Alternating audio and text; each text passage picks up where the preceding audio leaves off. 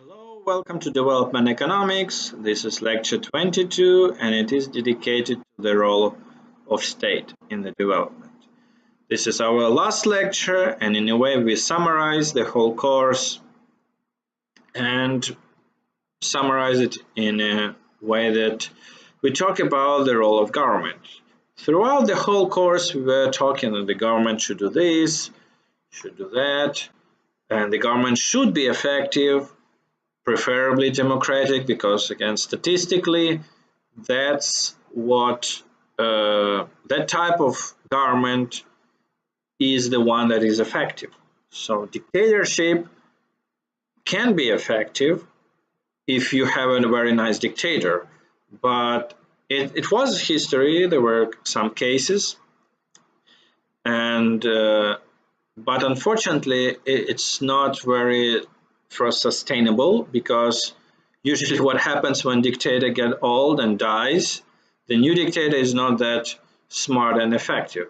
So we can kind of relate that Singapore got successful not a very due to not quite democratic governance, but it's one of the amazing stories of success, like a miracle. So it wasn't due to quite democratic process, but more of strong leadership and autocratic leadership, but a very smart and dedicated person. The similar was in a few other countries throughout the whole history. We saw that, but if you take statistically all the countries that kind of had success and are successful, the democratic government is more sustainable and is more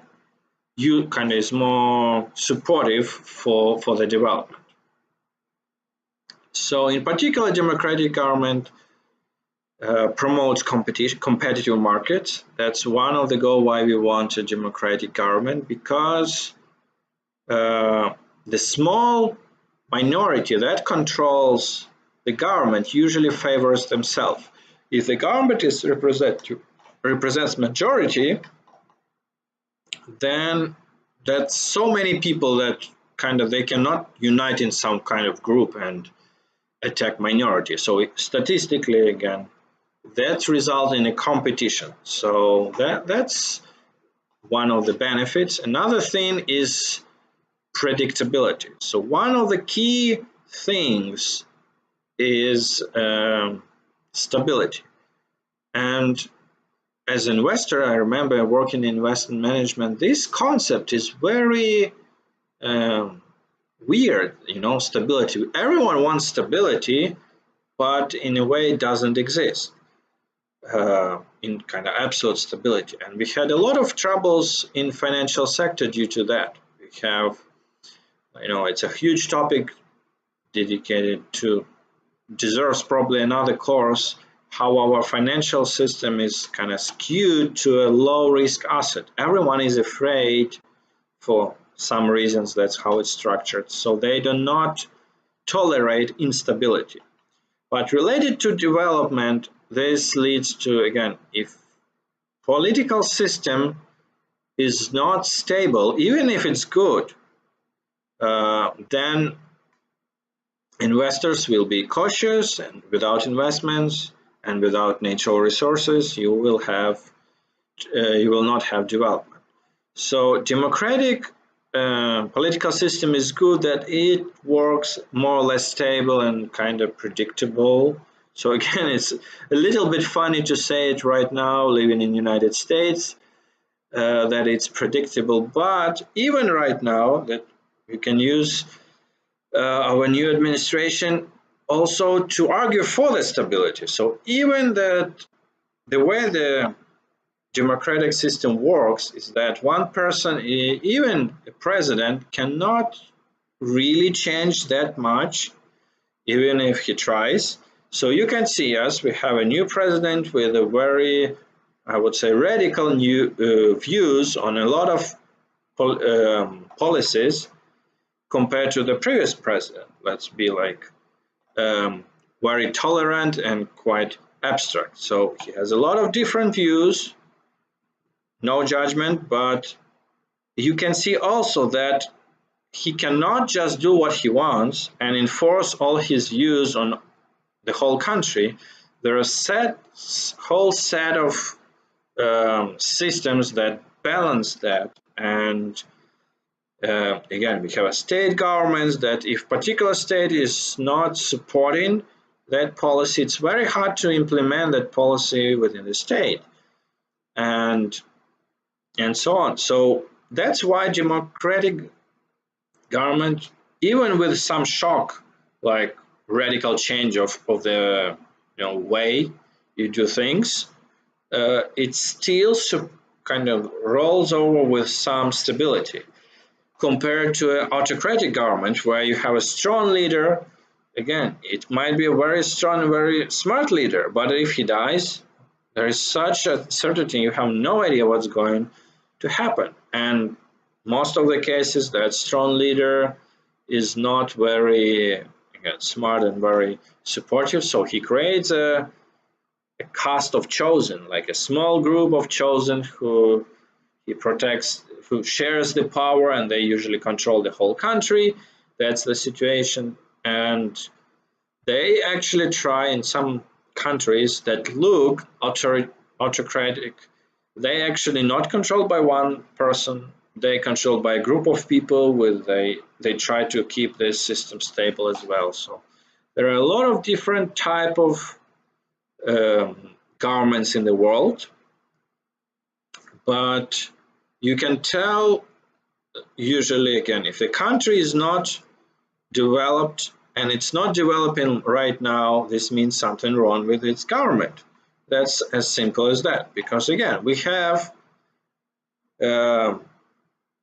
enough capital in the world. We have extremely developed technologies that are easily transportable, so we are capable of developing the whole world. We are capable of developing in the poorest country in the world to a quite a good level of development if we had the power to do that. So it's possible. If we go back 30 years ago, it wasn't feasible. It was, even if you want to make Nigeria, everyone there to live above poverty line, and there was no feasible plan how to do that.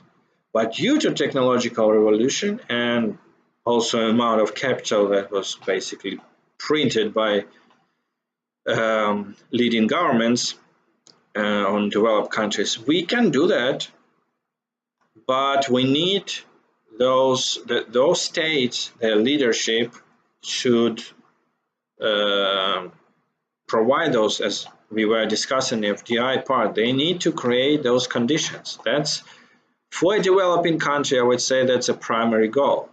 So if you're a large developed country like United States, it doesn't seem like a primary goal.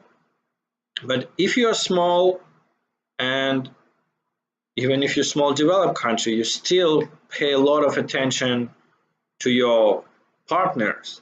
But if you're a small developing country, the main goal of your government is to become a member of this club, to establish relationship, to attract investments, to start trading. And that's, it's easy to say, but in reality, it's very hard to do. So if you become a businessman in other countries, if you are from other country, you need to, understand and distribute this idea, distribute this knowledge among people in the countries, that a lot of opportunities are here available that were not before even 20 years ago for the development, but there is no other way than the political system, the state, that enforce, that kind of opens to that development. The state should make the first step, not the major steps. Most of actual development, of course, is done by companies and people that move around, do investments, produce goods, trade, travel to different places. The actual development is there. It's with people, but you need a political leadership that enforce that and motivate people to do that, and at least not preventing people to do that. Again, living in US, it's hard to believe, but I would say maybe at least 50 countries in the world, maybe even more, maybe depending on the rate, how you define the rate, but they prevent their citizens from kind of traveling, getting out of the country to see the world, to bring those technologies, because they're obsessed with power. They want power for themselves. They don't want a country to be successful, and that's the reality. So change that is extremely hard, and I have no answer to that. Luckily I don't teach politics, because I feel like there are a lot of dead ends there, where you end up with no explanation, like this one. What you gotta do if your political system is not supporting the development. So from economics perspective, it's easy. There is always a way out. There is always an optimal solution, maybe even few optimal solutions that you need to choose. There is always even, usually the problem is there are few options and you discuss between them and you have different preferences, different opinions, but at least not many dead ends, not many you're stuck with that and there is no way out. So also as a summary of the course, we can now look back and see what we learned. We learned key components that enforce development, which is effective trade.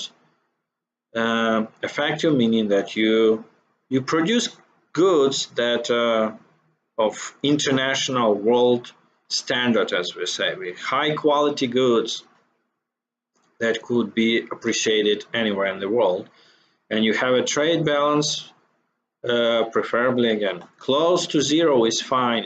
It shouldn't be highly positive, and hopefully you studied that in your economic classes or base 313, that it's not that higher export, higher trade surplus is better, the higher is better. No, actually close to zero is the best.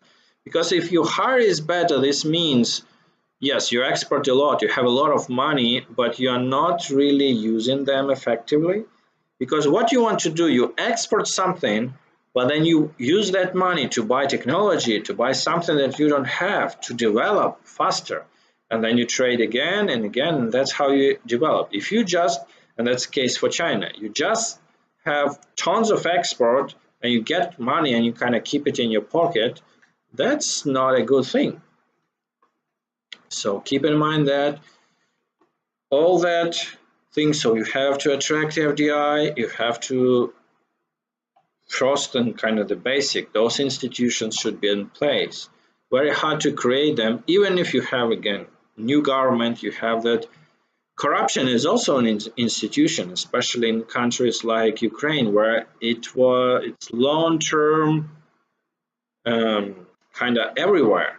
There is even a belief that it cannot be, destroyed, that corruption. But luckily we have examples. The same Singapore, it was extremely corrupted before those economic changes and political changes that took place.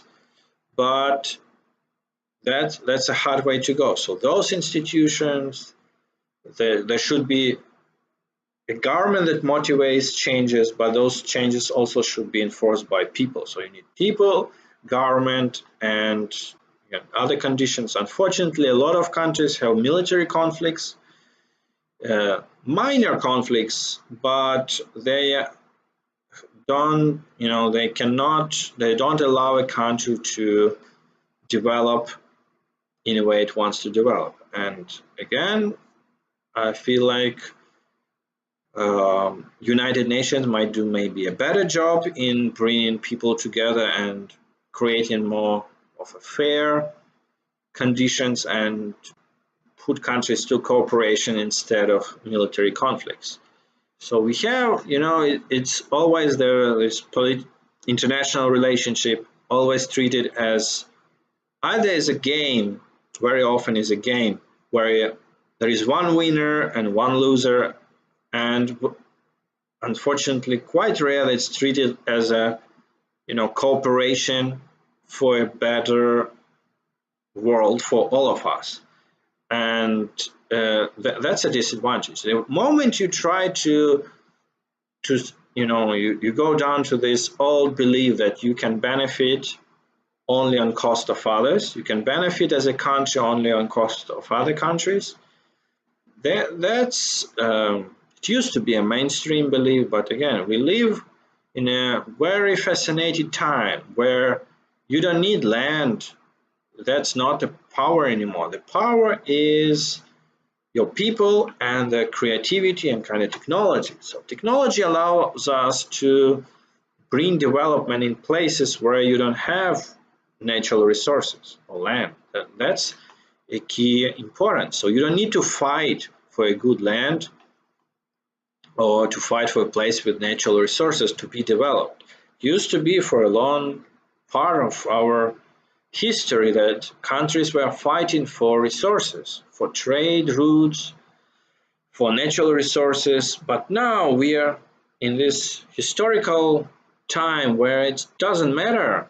You can be developed even on a rock, there are actually funny cases when people just buy some rock in the ocean and establish it as like a separate entity, then put a bank there or a server and use it and benefit and become rich. So that's a benefit of our time, but many countries, and again, you should living in the United States, it's hard to imagine, but really half of the world is living like that. It's not thinking of robots and spaceships, it's thinking of water and food, electricity, and basic books. So that's a world you should kind of understand where we are. And as I said in the very beginning, if we knew how to make the world develop, we already did it. Unfortunately, we don't. We don't know, I don't know why half of the world is like this. I don't know why countries cannot cooperate for mutual benefits, why they keep fighting, why there are dictators, why they have power even though they're not benefit the majority of people. That's the reality that, again, hard to deal with, and it's not something economics can solve.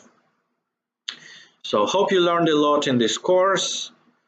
Hope you understand how complex the issues of development is, but the fact that this problem is so complex, the fact that you might not solve it for a particular country, I hope you learned a lot of tools that are really helpful for you as a businessman, for you as a policymaker.